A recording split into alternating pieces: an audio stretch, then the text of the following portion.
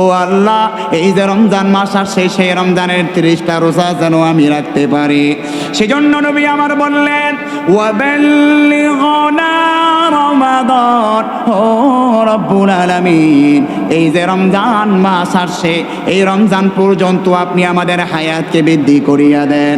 নবী আমার বললেন, ও আমার সাহাবীরা, যখন রজব এবং শাবান মাস আসতো, আমি নবী এই দোয়াটা বেশি বেশি পাঠ করতাম। সুতরাং ও আমার সাহাবীরা, তোমরাও বেশি বেশি এই দোয়াটা পাঠ করো। এজন্য নবী করিম সাল্লাল্লাহু আলাইহি ওয়াসাল্লাম এই রমজানের ফজিলতের বিবরণ দিতে গিয়ে বললেন, ও আমার সাহাবীরা, আল্লাহ পাক রব্বুল আলামিন এই রমজানকে কেন্দ্র করে তিনি বিভিন্ন প্রস্তুতি গ্রহণ করে থাকেন। নির্বাচনকে কেন্দ্র করে বান্দা প্রতিদিন তুমি 5-7টা বৈঠক করো, মিছিল মিটিং করো, যাতে করে বান্দা তুমি 12 তারিখের নির্বাচনে পাশ করতে পারো। আমি রব্বুল আলামিনের কাছে এর চাইতে আরো দামি মাস হচ্ছে পবিত্র মাহে রমজান মাস। ও গোলাপ, আমি কেমন করে রমজান মাসকে কেন্দ্র করে প্রস্তুতি গ্রহণ করে থাকি? আব্দুল্লাহ ইবনে আব্বাস রাদিয়াল্লাহু তাআলা থেকে হাদিসটি বর্ণিত হয়েছে।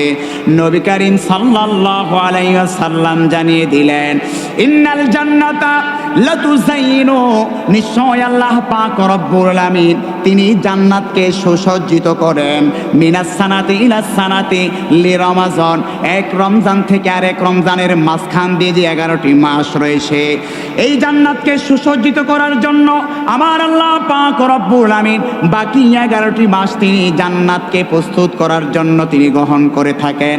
কিভাবে জান্নাতটা সুন্দর হতে পারে, এই কাজে আল্লাহ তাআলা ফেরেশতাদেরকে নিযুক্ত করে রাখেন।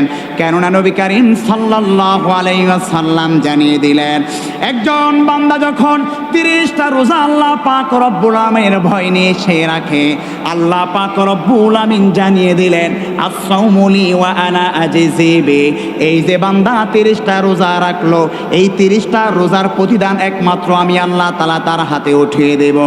আমার প্রিয় ভাইয়েরা, আল্লাহ পাক রব্বুল আলামিন যত ইবাদত বন্দেগী তিনি ফরজ সুন্নাত বিধান দিয়েছেন, কোন ইবাদতের পুরস্কার হিসাবে আল্লাহ তাআলা এই কথা ঘোষণা দেয় নাই যে স্বয়ং আমি আল্লাহ পাক রব্বুল আলামিন পুরস্কারটা বান্দা তোর হাতে তুলে দেব।